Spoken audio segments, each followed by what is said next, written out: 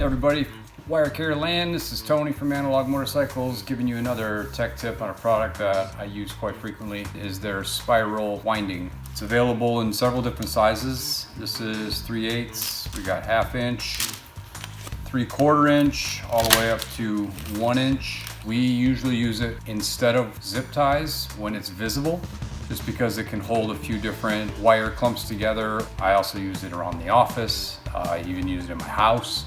If you have, internet cables, power cables, etc., you can just take each of them, kind of loop them together. It easily cuts with scissors. So here's a piece of the 3/8, and here's a couple of already made looms. So you just take it, you start in the middle and work your way both ways, and basically just spiral wrap it around, and then that holds these wires together.